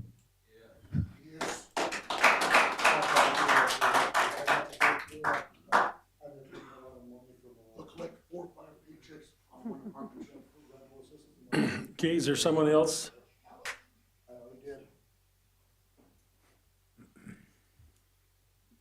Good evening. My name is Dee Leonard, and I live at 7021 Northwood Lane in St. Cloud. I have attended several of the meetings, and I haven't recently, but one of the things I want to bring up is that I recall that during the COVID years, there was a period of time where there wasn't as acute attention to those individuals who are receiving funds from Health and Human Services. And that was during the COVID period of time where there was an increase of over 30% of the utilization of Health and Human Services funds, which I think was quite excessive. And that's kind of how we've gotten to this big number that we have now. And so I do think it's time to call for an audit to say, are these people all legitimate? And like pay attention to how many people are living in a home and those resources that we are spending. It's very clear that there's a need for audits. And if they don't come from you guys, it's going to come from the federal level. And so I personally am just bringing to attention that I have witnessed it. I've been at these meetings, you know, I haven't been here for a while. And, you know, I'm just saying, I recognized it when it happened. The numbers were excessive. So please do your job. Thank you. 26 and 23 people in one house, 2 different families, in just single-bedroom apartments, and they're collecting. Someone else, please.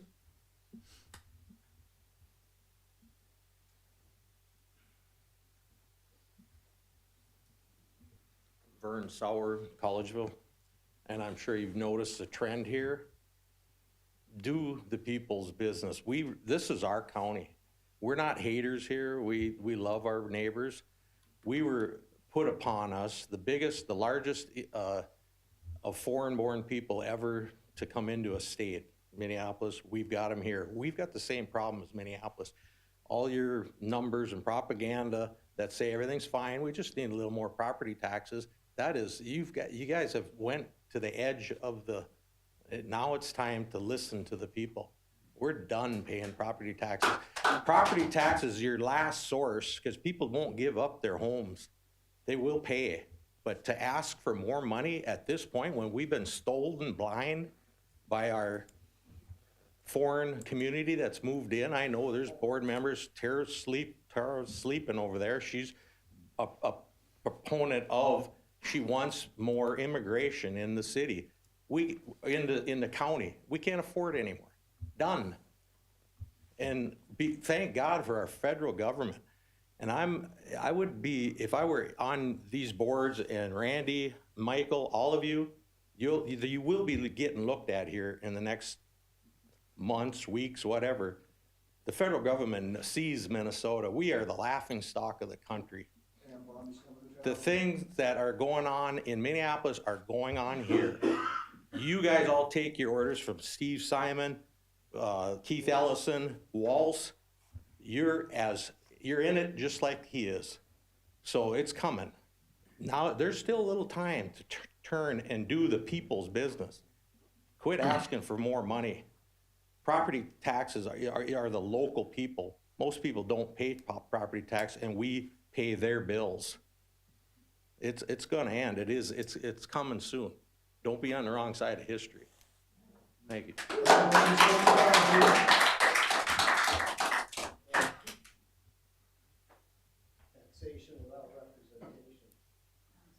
Good evening. My name is James Orlando. I live at 1939 38th Street South. And I'm gonna read a Twitter post from the Minnesota Department of Human Services, because it is relative. It says, and this was posted November 25th of this year, property taxes, DHS is a major reason why property taxes have increased. Because DHS has lost so much public funds to fraud, DHS is now shifting many healthcare programs to county funding. As a result, counties are paying for what DHS used to pay for. So I saw in the presentation, we're setting aside about $1 million, a little over $1 million for just in case when we find out that we've been defrauded too and we need to fund the folks that are not getting the services now because we had to stop the services because things are so bad, we had to turn the spigot off. So I guess I agree with everyone's sentiment on we need to do audits and make sure that the money is going to the people that need the services. And we need to turn the spigot off if we're finding folks through the audits that are fraudulently receiving funds, regardless of who those people are or what those businesses are.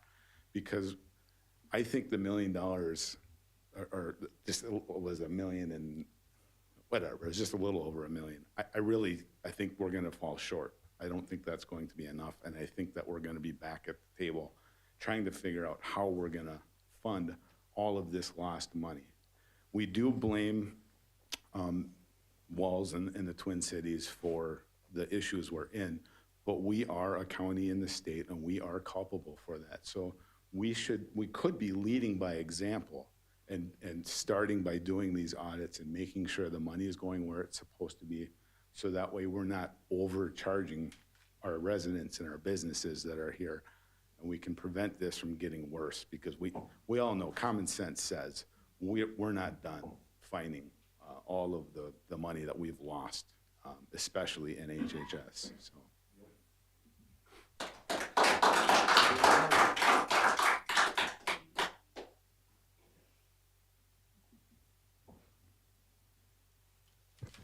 My name is Mike Bell. I live at Quarry Woods, south of St. Cloud. I did talk to Bob when he was doing his flyers all over the place. We didn't agree on a lot, but I appreciate him talking to me as long as he did. So I wanted to make that known. I'm in the law enforcement world and I support law enforcement. So down the road, if Soika or Oxton or anybody asks for money, I hope that you give them whatever they ask for the most part. I know they're having a hard time with things. So like any other family, budget's a big deal for us. We bought in Corey Woods 10 years ago.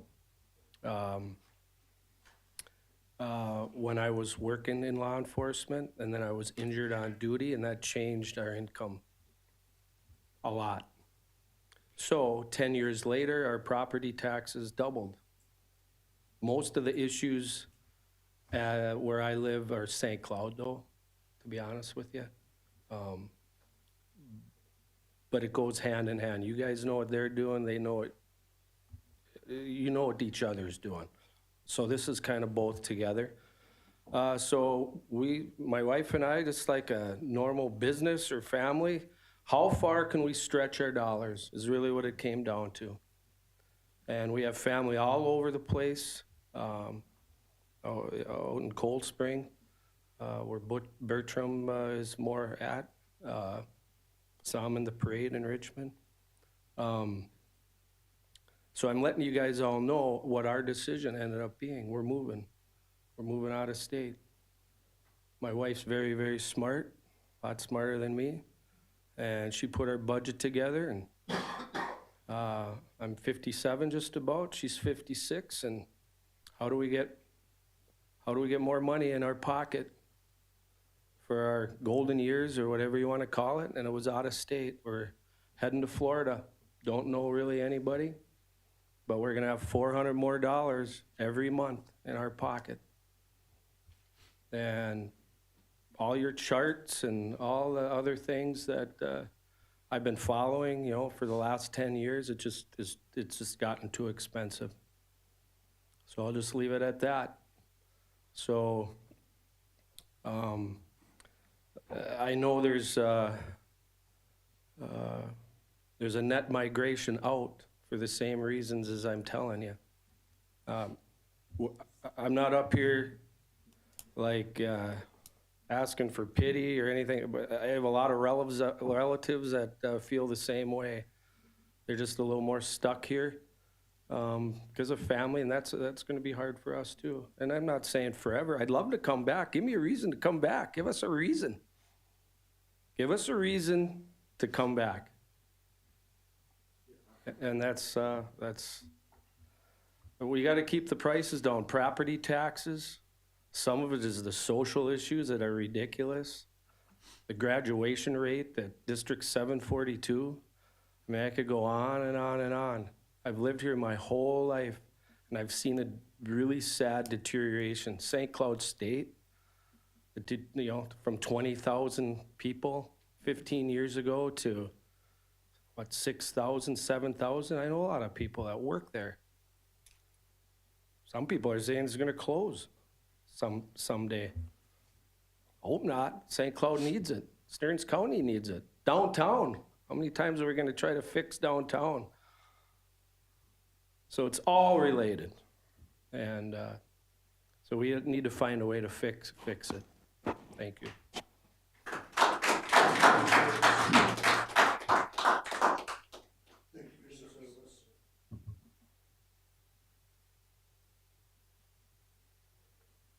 Anybody else?